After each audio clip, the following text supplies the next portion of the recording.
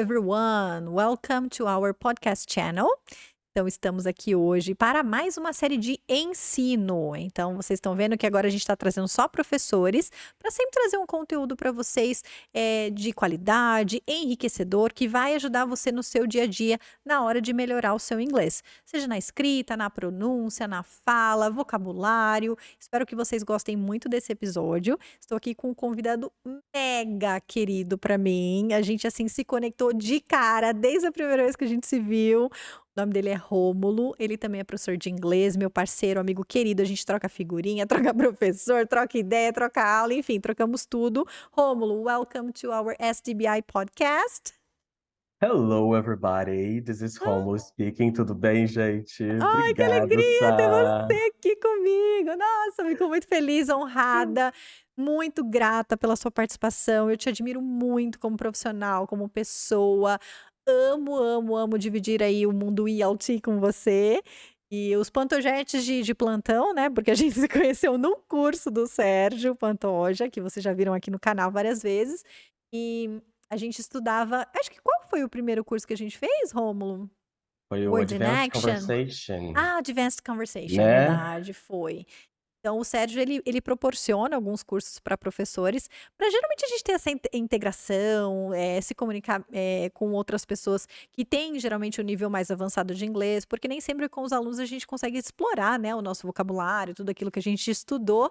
Eu acho super bacana, esse sharing que a gente tem com os teachers, porque daí a gente fica amigo, que nem a gente ficou, e aí divide tudo, né, e fala o tempo todo, enfim. Eu vou ler um pouquinho da biografia do Rômulo para vocês ficarem com inveja, né, porque eu tenho uma inveja, assim, branca, tá, mas mortal de todas essas certificações, só para vocês verem o quanto um professor de inglês pode se especializar e se qualificar mesmo aqui no Brasil. Então o Rômulo começou a dar aula em 2015, informalmente, ele tinha só 17 aninhos, um bebê. E aí depois de 3 anos ele começou também a trabalhar em escolas de idiomas, e hoje em dia até atua como teacher trainer, olha que sensacional. Ele trabalha atualmente como consultor pedagógico bilíngue e é diretor do seu próprio curso. Além de letras, português e inglês, assim como eu, ele tem todas as certificações de proficiência de Cambridge, chegando até o nível C2, que é o nível mais alto, né, de proficiência, assim como cursos onde ele se especializou na questão de metodologia, como o TKT, o CELTA, o FELT, e atualmente está ongoing, né, está em progresso aí, da certificação Delta, módulo 1, 2 e 3, assim como, né, o nosso querido a inspiração de tudo, né, o Sérgio. E uma coisa que o Rômulo estava me contando agora, que eu até assisti no próprio canal do Sérgio, de podcast, que ele fez os módulos separadamente. E o Rômulo me contou que ele está fazendo esses módulos integrados. Como que é isso, Rômulo? É fazer o Bem, delta, assim, junto? insano. O que acontece? Eu queria muito testar o meu nível de proficiência, né? Se continuava C2, se ainda era C2, enfim. E aí, para você iniciar o Delta, você precisa passar por esse nivelamento, né? E aí eu falei, eu vou tentar pelo menos o módulo 1, fazer um preparatório para a prova, né? Que o primeiro módulo é uma prova. E depois eu vou seguindo. E daí, na entrevista com o tutor, ele falou: Rômulo, eu acho que você consegue fazer os 3 módulos de uma vez só. Falei, uai? Bem, foi insano, está sendo insano e vai ser sempre insano. Então, assim, se vocês puderem fazer separadamente, eu recomendo. Mas, Isso that's para os life. teachers, né, eu acho que a certificação CELTA é aquela que a gente mais tem, receio. O CELTA é o primeiro que a gente começa a falar assim: "Nossa, agora Cambridge, vou ter um examinador, né, vou ter uma pessoa ali me observando, dando aula", é o primeiro que a gente começa a tremer na base. Imagina o Delta. Então É. eu não sei se eu ainda estou preparada para essa experiência. Vou deixar você passar, depois você me conta tudo, e aí quem sabe Tá, eu tá tento. ótimo. Mas vamos começar então contando um pouquinho da sua história. Como que você saiu, assim, de um estudante de inglês para se tornar professor? Bora lá. Inglês aconteceu por acaso na minha vida. Isso eu estava saindo do ensino médio e não estava projetando nada na minha carreira profissional, né? E aí eu decidi que eu precisava começar a entender músicas em inglês e filmes em inglês. E aí, na época, eu não tinha muita condição financeira, nem meus pais. Eu optei para começar por um curso de bairro, né? Que é um curso livre, que você não precisa investir, enfim. Você investe tempo, claro, mas não nada financeiro por aqui pelo bairro. E na época, bem, com 15 anos, 16 anos de idade, foi quando eu terminei o ensino médio, eu fiz um semestre e logo em seguida eu comecei a me dedicar muito em paralelo. Minha cunhada já fazia curso de inglês há muito tempo, na época numa escola muito conhecida no Brasil, e os materiais que ela ia deixando de utilizar, ela me dava, né, me emprestava, e daí eu ia loucamente tentando entender o famoso hello, how are you? E para mim era uma grande conquista naquela época, né? Entender essas coisinhas pequenas para mim era muito. E eu ficava em casa estudando todo dia, pegava livro, até minha mãe falar: gente, esse menino vai ficar doido, ele só quer saber de inglês. E eu só queria saber de inglês mesmo. E depois de 6 meses de curso, eu consegui um primeiro emprego, né, como auxiliar administrativo em uma empresa de chocolate. E aí a minha chefe, a diretora da empresa na época, falou assim: Rômulo, por que que você não investe numa faculdade ou num curso de inglês? Eu falei: tá aí. E aí eu comecei o meu primeiro curso de inglês, que duraria 10 anos, né? Na época, eu falei, vamos embora, eu preciso começar de uma certa forma. Comecei a investir e nunca mais parei. E aí, no meio do caminho, os professores que eu fui conhecendo, né, se tornaram meus amigos e foram me aconselhando. Por que que você não vira professor? Por que que você não começa a dar aula?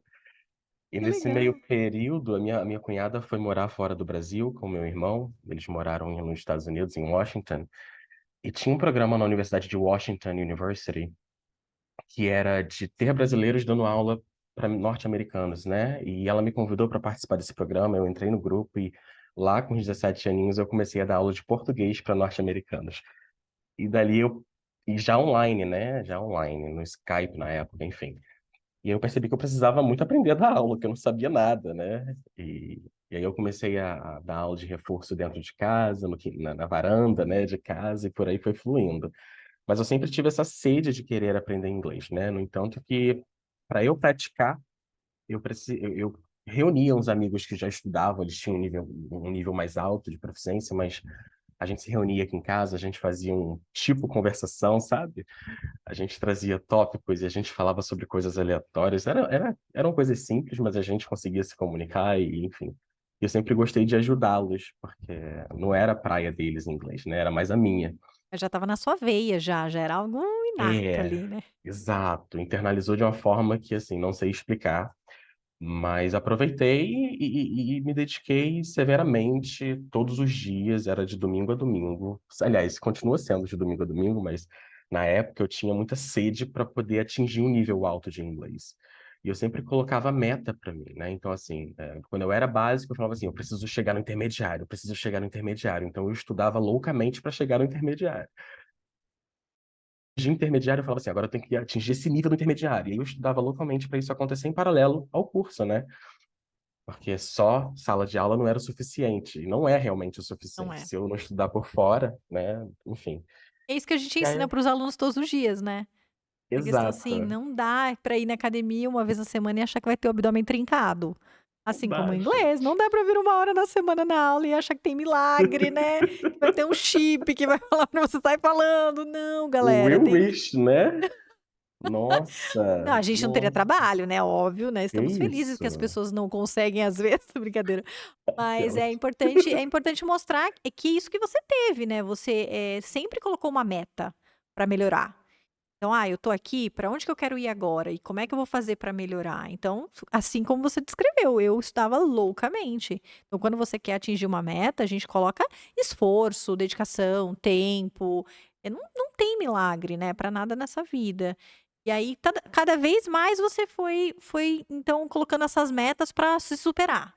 Sim, sim. E aí, no curso que eu fazia, eu queria atingir alguns níveis de Cambridge, né? Que lá ofereciam, era um centro autorizado. Eu falei: tá, eu vou começar pelo CAT, né? Depois eu vou pro PAT, daí vai.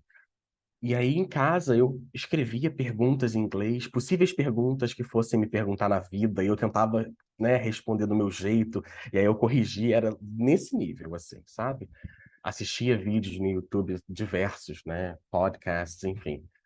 E uma coisa que é muito interessante pontuar é que quando eu estava no nível intermediário, eu ainda não conseguia entender filmes sem legenda, só com legenda em inglês. Mas eu assistia e insistia. Mas quando eu tirava a legenda era muito, assim, sabe, dava medo. Penoso, né, aquela coisa assim de Muito. Nossa. e E frustrante, aí né, porque você fala: "Gente, estudo tanto inglês e não consigo entender o cara falando". Exato, exato. E aconteceu o seguinte, no meu penúltimo nível do intermediário, no curso, normalmente o professor passava uma aula que, né, tinha um vídeo que a gente precisava assistir e tal, e nesse nível ele já estava colocando sem legenda. Eu falei, "Ô, mas eu não entendo, como é que todo mundo está entendendo? Eu não entendo." E aí eu perguntei para esse professor, que era muito meu amigo, inclusive, eu falei, cara, o que que acontece? O que eu preciso fazer? Por que que eu não entendo? Aí ele falou, você já faz isso em casa? Eu falei, não. Ele, você tem que começar, né? Não vai, você não vai dormir num dia, Deu acordar no aquele outro. chacoalhão, né? Começa então. E aí foi. Então, assim, os desafios eu sempre coloco como rotina, porque daí se torna prática e eu consigo melhorar a cada momento, né? E um exemplo claro do inglês na minha vida é a minha primeira viagem lá em 2017, que eu foi em 2017, não lembro, é por aí. Eu fui para a Inglaterra, né? E sozinho, primeiro intercâmbio, né? Enfim, não recebia lá essas coisas. Eu vim de uma família muito humilde, as usual, like everybody. Mas assim, ir para um outro país era um pouquinho intangível para mim, sabe? Sim. E daí, quando eu chego no país, eu falo, cara, olho para um lado para o outro, só eu. Não sei para onde ir. É como se fosse assim, eu tinha que ficar em Taubaté, em São Paulo, mas eu desço em Guarulhos. E aí, como que eu chego em Taubaté, em São Paulo, né? E aí eu precisei me comunicar em inglês o tempo todo para tentar me achar. E aí eu falei, nossa, eu consigo me comunicar, né? Eu precisava desse sentimento de achievement, sabe? De Legal. conquista. Sim. E aí foi fluindo, assim, e entendendo que teaching, né, dar aula era algo que eu já entendi que eu precisava focar, aprender, estudar. Eu comecei desde cedo. Eu comecei com esse FELD, né, que foi um curso de inicialização mesmo, de foundation, para entender os pilares de teaching, os pilares pedagógicos, porque só a faculdade não sustenta isso em sala de aula para Sim. gente. Então, eu fiz esse curso, depois estudei para as certificações de Cambridge que englobam o teaching, né, entail teaching, e aí tô aí até hoje. Eu acho que a gente nunca para nessa. Então, a gente precisa continuar estudando e mostrar para os alunos isso também, que é um campo muito grande para a gente correr, e que a gente não pode pensar que uma hora vai acabar. A gente Exato. que tá lá, né, já estudando outras coisas, a gente continua estudando inglês, let alone Aham. our students, né? Então, assim, é um caminho muito grande. E eu confesso para você que atingir um nível alto de inglês é algo que eu almejo até hoje, tá? Eu ainda olho assim Ainda e falo assim, almeja. sim. Humilde, né? Não, galera, não tem ainda nível alto de inglês, ainda almeja. Ai, come on. Mas é sério, eu não sei se isso é só eu, Rômulo, ou se todos os professores são assim, ou se todos os falantes, né, da língua são assim, de que a gente precisa sempre melhorar e que tem alguma coisa que a gente precisa ajustar. E a gente, né, com muita Bons frequência está procurando professores sempre curso. sempre se sentem assim, os bons professores sempre querem melhorar e trazer o melhor para os alunos, né, você quer conseguir responder. Eu vi um vídeo da Karina, do English in Brazil, eu esqueci a palavra que ela fez um reel super engraçado, eu acho que era vela de não sei do que um aluno perguntou para ela. Ela falou assim: "Ah, vela de ignição". Aí eu falei assim: "Gente, como que eu sei falar vela de ignição?". Então a gente não sabe tudo, mas assim, Sabe? quanto mais você conseguir responder para o seu aluno, mais prazer, mais satisfação aquilo te dá, né, de você conseguir sanar ali a dúvida, a dificuldade de cada um. E aí pensando num dos tópicos, porque a gente ensina muito business English, né, tanto o Rômulo quanto eu, nós trabalhamos muito com adultos e principalmente aqueles adultos que precisam do inglês para o mercado de trabalho.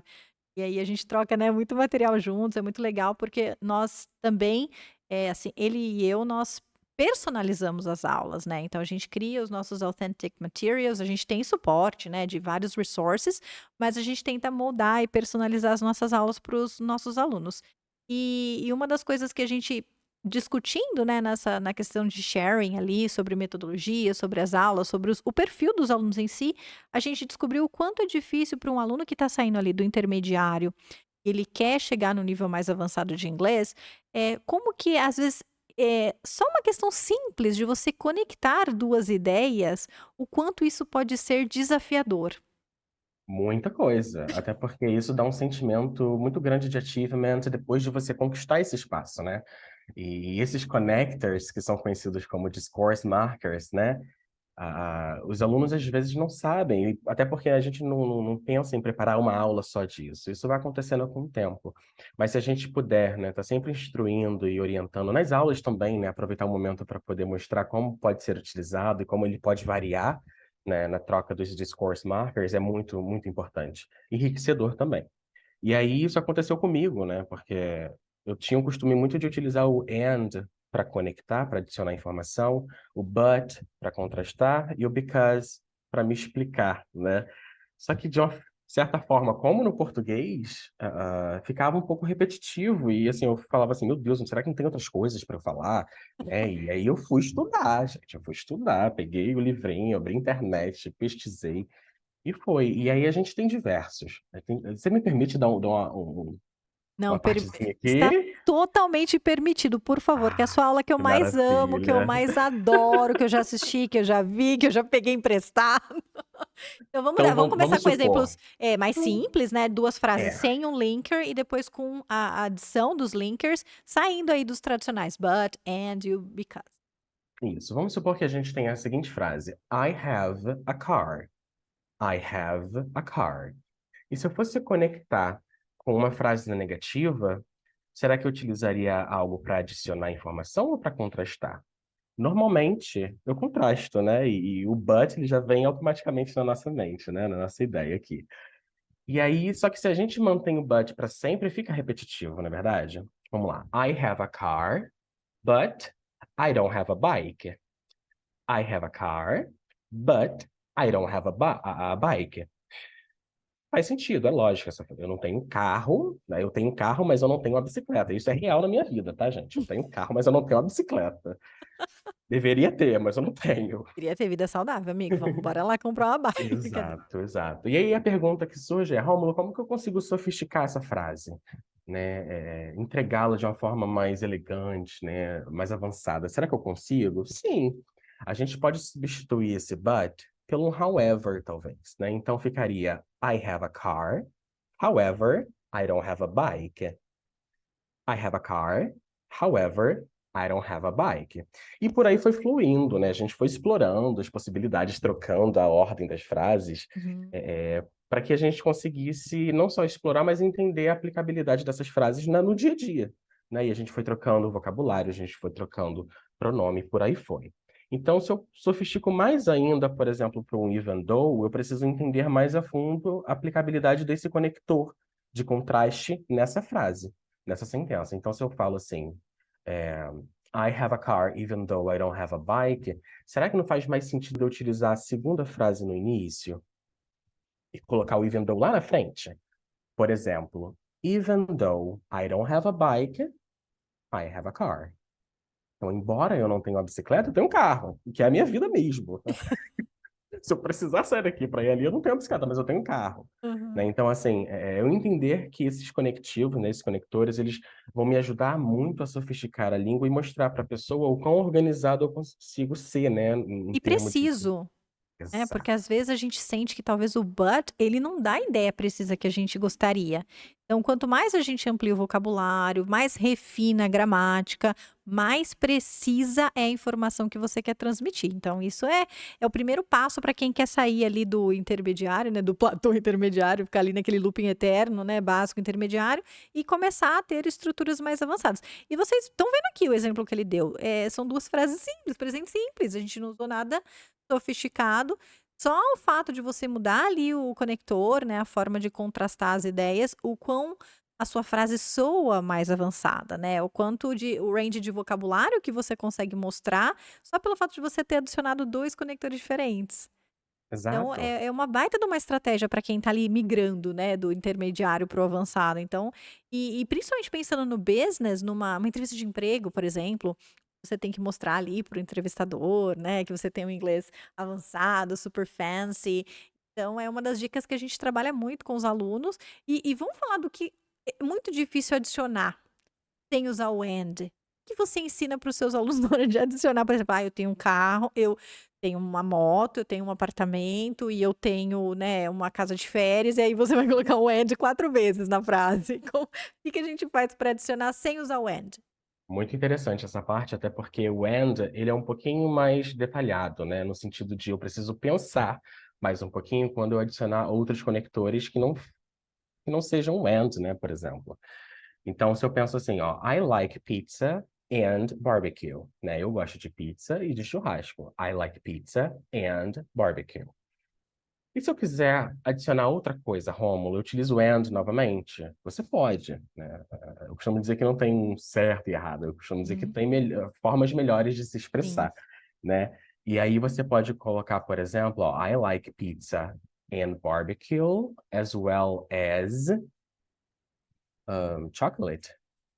Então eu utilizo as well as para dizer que eu gosto tanto disso quanto daquilo, na mesma intensidade, né? Então, ao invés de eu colocar o and para ficar repetitivo e um pouquinho redundante, eu coloco as well as, que é uma possibilidade que me permite estender um pouquinho aquela frase e não ficar repetitiva, né? Eu tenho outros também, tem o in addition, que eu adoro bastante. Então, se eu falo, por exemplo, I have been to Estonia, in addition, I visited Finland. Né? Então, eu estive na Estônia, mas além disso, eu também visitei a Finlândia, né? Então, assim, eu utilizo o in addition para complementar outra coisa, para adicionar uma outra informação. E aí eu entendo, sai alunos que se eu me permito pesquisar um pouquinho, né, ir um pouquinho a fundo, para além do que os professores me passam em salas de aula, eu consigo criar muita coisa. E é por isso que a gente fala que essa imersão, ela precisa acontecer diariamente, né? Nem que sejam 2 minutinhos, 5 minutinhos no seu dia. Não é o dia da sua aula de inglês, mas aproveita para você fazer um exercício, criar uma frasezinha, tentar conectar para ver se faz sentido para você, e aí você vai tentando. O que eu fazia muito era tentar conectar em casa e tentar utilizar em sala de aula para ver se fazia sentido. Se o professor não me corrigisse, estava certo. Se ele corrigisse, eu precisava melhorar. Então, basicamente é isso, né? Tem diversos conectores, não só de adição, de contraste, mas de muitos outros, E né? do because? Então vamos falar do porquê, né, quando a gente vai falar assim: "Ai, eu gosto disso porque eu lembro da minha família, lembro da minha infância". Então são os 3 mais básicos que os alunos começam a usar na hora que eles começam a se expressar em inglês, né, se comunicar em inglês pela primeira vez. E quais são as outras alternativas que a gente encontra para dar resultado, razão, explicar alguma coisa? Então vamos lá. O because ele é muito comum e eu não vejo problema nenhum em repeti-lo, até porque ele explica muita coisa. Mas como a gente está pontuando aqui, se você está numa entrevista de emprego, por exemplo, ou você está entregando um discurso, né, para muitas pessoas, e você precisa ser um pouquinho mais formal, ter outras opções ajuda você a ser mais eloquente, diríamos assim. Então, endereçar essas informações de uma forma mais coesa, né, mais Hum, organizada, te ajuda bastante. Então, se eu falo a seguinte frase, I love London. Eu amo Londres. Por que, Rômulo? Because it's beautiful. Então, I love London because it's beautiful. Simples, né? Se eu simples, fosse super. tirar esse because e colocar uma outra coisa aqui, o que que eu poderia colocar? Considering the fact that it's beautiful. Considering the fact that it's beautiful. So, I love London. Eu amo Londres. Considering the fact that it's beautiful. E de uma forma um pouco indutiva, eu entrego essa frase com uma sofisticação lindamente bem, assim, sabe? Nossa, Eu destruiu na acho, entrevista de emprego, né. é, Por eu que que acho você é o que candidato ideal, né. pronto. Considering the fact that I have many courses about it, Olha, I fit e very well to the position. pronto, pronto. E entender que esse considering the fact that ele não simplesmente substitui o because, mas ele entrega um peso maior, né? Uma densidade maior na língua, eu posso dizer. Te ajuda muito com open doors em âmbito de trabalho, de viagens. As pessoas notam isso em você, isso é fato. Isso eu digo por experiência própria, né? Eu estava no avião indo para Londres em dezembro, e aí tinha um inglês muito bêbado no avião e tudo mais, e a gente conversando lá atrás, né? Eu fui pegar um lanchinho e a gente conversando, não sei o que lá. Depois ele virou para mim, eu utilizei uma expressão que é muito utilizada nos Estados Unidos, ish, que é a mesma coisa que so, more or less, né? Mas é utilizado muito com adjetivo, coisa do tipo, enfim. E aí eu utilizei, a gente estava falando sobre uma cidade aqui do Rio, do Búzios, e eu falei não sei o que, ish. Aí ele olhou pra mim assim, nossa, seu inglês é muito bom. Porque eu utilizei ish. Ele esqueceu tudo que eu falei com ele, mas porque eu utilizei ish, ele entendeu. Nossa, ele soube utilizar ish, sabe? Então é a gente perceber que na nossa vida a gente está sendo scrutinized, avaliado, né? Observado o tempo todo. É, claro, tem seu lado positivo, tem seu lado negativo, mas a gente encarar isso como uma forma positiva para a gente melhorar sempre nessa. Exatamente, que Então, Que os experiência, que sports case de markers. sucesso, né, é o É, seu life story aí com o inglês. Inspirador aí para os alunos. eu acho que assim, eu costumo dizer para todos os alunos, para os pais de alunos, que cada indivíduo tem seu tempo. E a gente não pode se comparar com ninguém. A gente pode, por exemplo, a gente comentou que o Sérgio é a nossa inspiração e ele Uhum. é de fato. A gente se inspira porque é uma imagem muito bonita. Ele é uma pessoa bonita, ele é um profissional bonito de entrega para a gente. Então a Sim. gente se inspira para melhoria, né? Porque a gente vê, mas a gente não quer se comparar a ele, né? Não é essa pauta que a gente traz. E para o aluno é a mesma forma, né? A gente entender que cada passo é um passo. E que inglês é uma língua como o português, que demanda tempo, demanda dedicação, repetição, erro, acerto, e que a gente precisa se permitir. Se a gente não se permitir, não acontece. E discourse markers, gente, esses conectores, por favor, tentem. Trust me. Se vocês tentarem, olha, eu garanto que vocês vão se dar muito bem. Ó, E eu vou falo deixar mesmo. aqui, na nossa entrevista, tanto no canal no YouTube e no Instagram também, os links do Rômulo, para vocês conhecerem mais sobre o trabalho dele, sobre o trabalho que ele realiza nessas escolas bilíngues agora, com essa consultoria, enfim, vou deixar tudo no geral aqui e também, alguns links de vídeos que a gente já trocou ideia, né, já trocou bastante, explicando mais sobre os linkers, sobre os discourse markers. Eu acho que vai valer super a pena para vocês se aprofundarem, para vocês irem a fundo desse tópico, justamente aqueles que estão precisando aí dar aquela alavancada, aquele boost no inglês, para falar: "Não, eu saí do and, do but, do because, e agora eu consigo usar outros conectores para linkar as minhas ideias". Eu acho que vai ser muito bom. Rômulo, queria agradecer muito a sua presença hoje, tenho certeza que os alunos vão amar essa entrevista, conteúdo de muita qualidade, eu adoro, sou apaixonada em você, você sabe disso. Obrigada por essa aula incrível. Espero te ver em breve no nosso canal, tá? Ensinando outras coisas, por favor. E conte comigo sempre. Você é um profissional muito inspirador, assim como o Sérgio para mim. Então, você é sempre uma luz assim no meu caminho e pau pra toda obra. Sabe aquele amigo que vocês têm, que você fala assim: "Gente, eu preciso de alguém para me ajudar agora. Quem é?"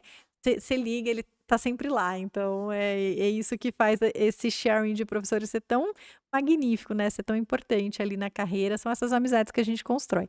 Muito obrigada mais uma vez. Thank you so much. E que aula, hein, Ah, galera. que Obrigada. feliz. Obrigado, Sá. Obrigado, pessoal. Espero que vocês gostem. Não hesitem em mandar mensagem. Estou por aqui. Manda mensagem para Sá, ela me contata, enfim. Obrigado por esse momento. Primeira vez fazendo um podcast. Sá, love Ah. you. Thank you very much. Love you too, my dear. Guys, take care. See you soon. Vejo vocês no próximo episódio. Se vocês tiverem qualquer dúvida, deixem os seus comentários, os seus likes. Compartilhem essa entrevista com todo mundo que vocês conhecerem, com todos os alunos, estudantes da língua inglesa que são apaixonados pelo inglês assim como nós. E comentem aqui, peçam mais conteúdo, o que vocês acharem relevante, a gente traz para vocês. Take care, see you soon. Bye bye. Bye bye, everybody. Take care.